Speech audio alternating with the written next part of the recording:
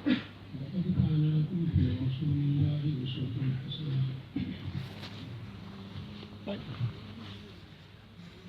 عز و جل نے ہمیں آقا پاک صلی اللہ علیہ وسلم کو ہر آن، ہر گھڑی، ہر عمل، ہر قول، ہر فعل، ہر قدم پر اسوہ اور نمونہ بنانے کا پابند کیا ہے کہ کوئی قول آقا پاک صلی اللہ علیہ وسلم کی اس اسوے سے ہٹ کر نہ ہو، کوئی قدم، کوئی عمل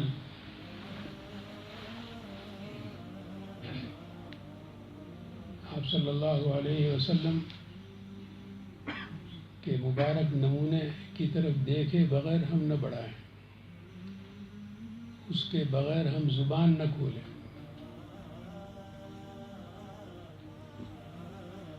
منبر پر آقا پاک صلی اللہ علیہ وسلم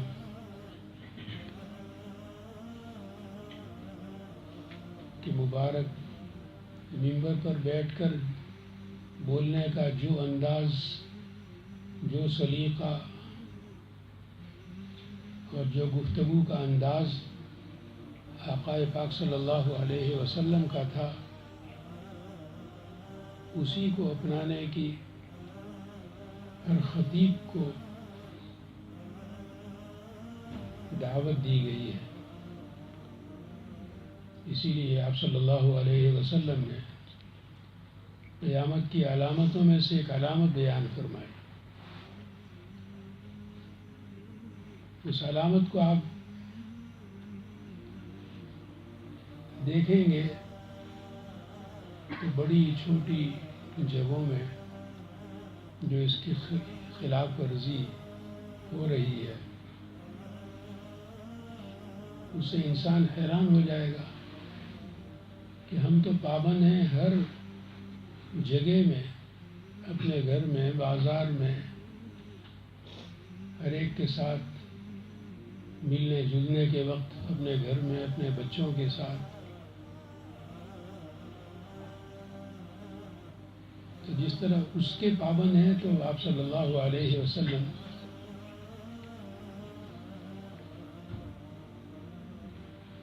جہاں سے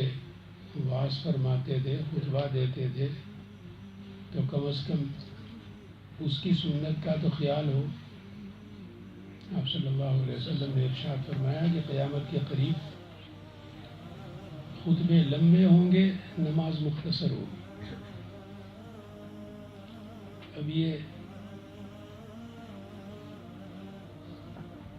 بڑے مراکز سے لے کر چھوٹی جگہوں تک بھی جمعے کے دن آپ اس کی خلاف ورزی دیکھ رہے ہیں۔ آپ صلی اللہ علیہ وسلم کے متعلق روایات میں آتا ہے کہ آپ صلی اللہ علیہ وسلم ہر وقت متبسم رہتے تھے، تبسم کے ساتھ۔ ہر ملنے والا سمجھتا کہ آپ صلی اللہ علیہ وسلم مجھ سے بہت خوش ہیں۔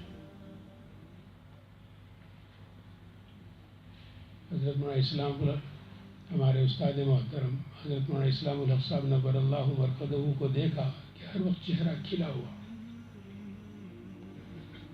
مسکراہٹ ہونٹوں پر ملتے ہی، لیکن صحابہ کرام فرماتے ہیں کہ جب آپ صلی اللہ علیہ وسلم وعظ فرما رہے ہوتے، خطبہ دے رہے ہوتے، تو اس کے بالکل برعکس کانہ منذر جیش۔ اب یہاں بھی آپ خطبہ، اپنی خطابت اور تقریر اور وعظ کی کامیابی اسی میں سمجھتے ہیں کہ جب تک لطائف اور ہنسی مذاق اور دل لگی کی چٹنی اور اچار کی طرح سے ملاوٹ نہ ہو، وہاں تک اپنی تقریر کو کامیاب نہیں سمجھیں گے۔ حالانکہ آپ صلی اللہ علیہ وسلم کے متعلق صحابہ کرام نے مستثنا فرمایا کہ ہر وقت ہنسی، تبسم، ضحک تو نہیں ہوتا تھا آپ صلی اللہ علیہ وسلم آواز کے ساتھ، ہنستے نہیں تھے نہ قہقہے کے ساتھ، لیکن مسکراہٹ چہرے پر ہوتی، لیکن جب ممبر پر ہوتے تو اس کے بالکل برعکس۔ تو ہم یہاں بیٹھ کر جنہیں اس کی مشق نہ ہو، وہ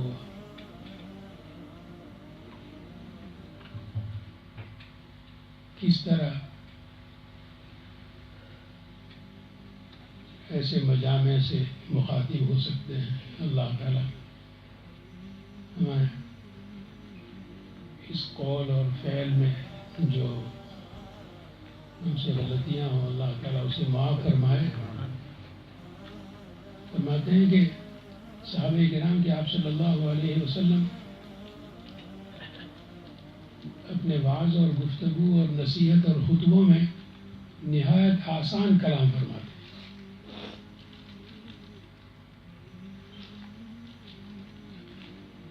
اور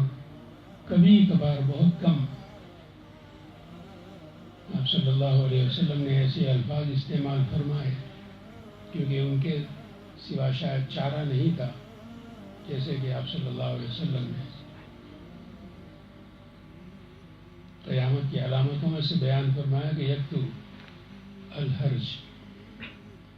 تو صحابہ کرام کو پوچھنا پڑا، یا رسول اللہ ما الحرج؟ تو آپ صلی اللہ علیہ وسلم نے پھر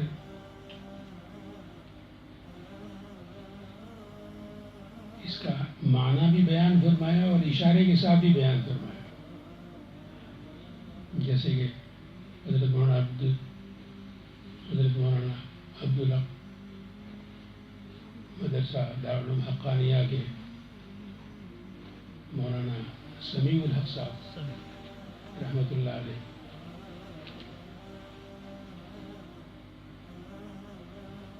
کی ادھر پاکستان میں شہادت ہوئی، اور میں نے وہاں بلیکبرن کے بیان میں عرض کیا تھا تو اس میں کہ آپ صلی اللہ علیہ وسلم نے الحرج کی معنی کہ القتل اور اشارے سے ہی بیان فرمایا۔ تو یہ بکثرت قتل عام ہوگا، کون تصور کر سکتا تھا کہ پورا شرط اوسط صاف ہو جائے گا۔ ان جنگوں میں مثال دی جاتی تھی جنگ عظیم کے ساتھ کہ آج وہاں ایسا ہوا جس طرح کے فلاں موقع پر جنگ عظیم میں ہوا تھا۔ صدق رسول اللہ صلی اللہ علیہ وسلم۔ اسی طرح آپ صلی اللہ علیہ وسلم نے علامات قیامت میں سے بیان فرمایا، ستأتی سنون خداعہ، کہ کچھ سال ایسے آئیں گے کہ جس میں ہر بشر کو دھوکہ ہوگا، جس طرح اس نے اپنے دل میں سوچا ہوگا اس کے خلاف ہوتا چلا جائے گا، اور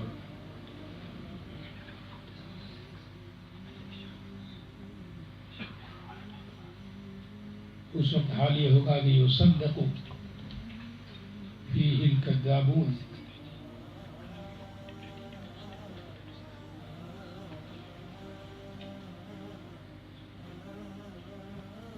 ویکذب فیہ الصادق، ویؤتمن الخائن ویخون الامین، وینطق الرویبضہ۔ فقالوا یا رسول اللہ ما الرویبضہ؟ تو یہاں آپ صلی اللہ علیہ وسلم نے ارشاد فرمایا کہ جو قیامت سے پہلے یہ سال جب شروع ہو جائیں گے تو اس میں حال یہ ہوگا کہ جو جھوٹے لوگ ہوں گے ان کو سچا سمجھا جائے گا اور سچوں کو جھوٹا کہا جائے گا. جو خیانت کرنے والے ہوں گے انہیں امین سمجھا جائے گا اور جو امین ہیں انہیں خیانت کرنے والا کہا جائے گا.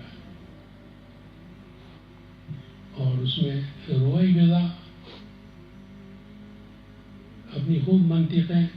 اور اپنی خوب زبانیں ممبروں پر بیٹھ کر چلائیں گے. تو صحابہ کرام نے جس طرح وہاں الحرج کبھی سنا نہیں تھا، معنی معلوم نہیں تھے،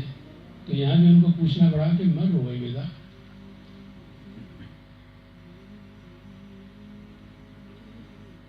تو آپ صلی اللہ علیہ وسلم نے ارشاد فرمایا کہ سفیہ یتکلم فی امر العام،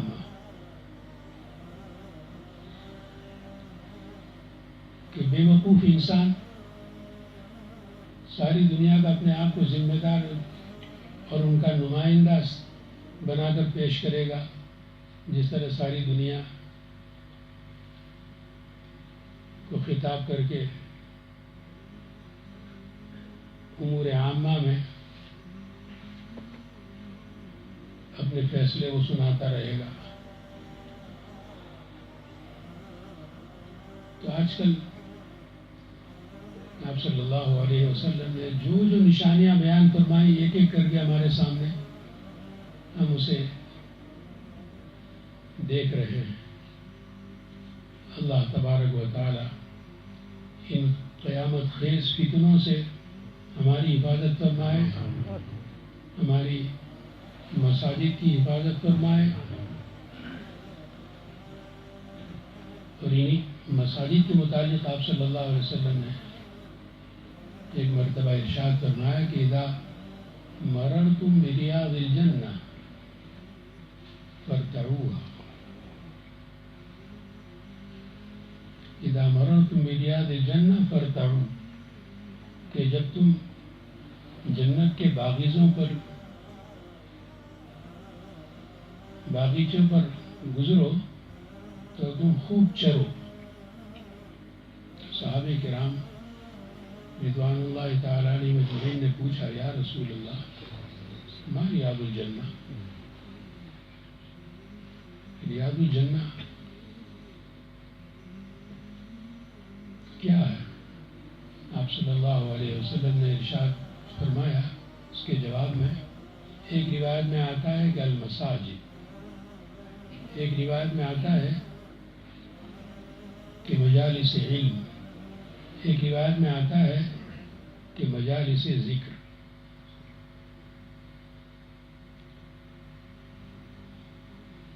تو یہ جتنی چیزیں آپ صلی اللہ علیہ وسلم نے بیان فرمائی، جن کی طرف بطور خاص متوجہ فرمایا کہ مساجد سے خوب فائدہ اٹھاؤ، مساجد میں خوب وقت گزارو، مجالس علم، اہل علم کے ساتھ بیٹھو، اہل علم کے ساتھ زیادہ وقت گزارو، ذکر کی مجالس میں بیٹھا کرو. تو یہ حضرت مولانا فضلحق صاحب نے آپ کو جو آج دعوت دی ہے اسی مجلس ذکر کی وجہ سے، اور یہ مجالس ذکر اتنی اہم ہے کہ ایک مرتبہ حضرت شیخ قدس الروح نے غالباً یہ 70s کا قصہ ہے کہ ہمارے تمام بڑے مراکز دینیہ، چاہے وہ دعوت کے مراکز رہے ہوں، چاہے علمی مراکز رہے ہوں، بڑے اونچے مدارس رہے ہوں، دارالعلوم دیوبند کو بھی لکھا حضرت مولانا قاری طیب صاحب کو، دارالعلوم کراچی مفتی شفیع صاحب کو لکھا، کراچی میں حضرت نوری رحمۃ اللہ علیہ کو تحریر فرمایا،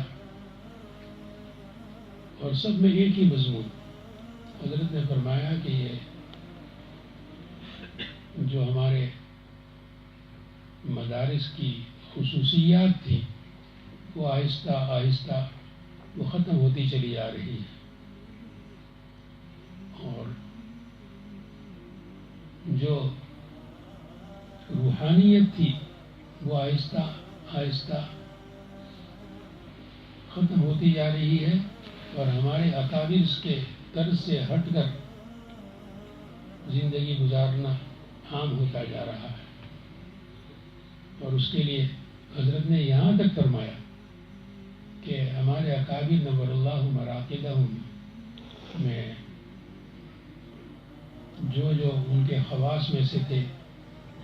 حضرت مولانا قاری طیب صاحب کو لکھا، خود تھانہ بھون کے مرکز پر بھی حضرت نے لکھا، رائے پور والوں کو بھی لکھا کہ جو بھی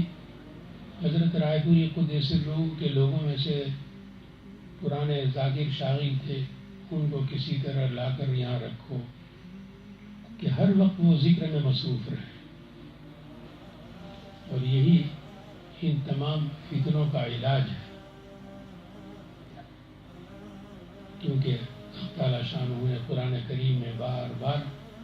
اس طرف ہمیں متوجہ فرمایا ذکر اللہ ذکر اللہ. اور اسی روحانیت کی کمی کی وجہ سے یہ تمام فتنے دنیا میں عام ہوتے جا رہے ہیں. اب دعا کرتے ہیں اللہ عز و جل ہمارے اسلاف کے طریقے کو اپنانے کی ہم سب کو اللہ توفیق عطا فرمائے. ذکر شروع کریں.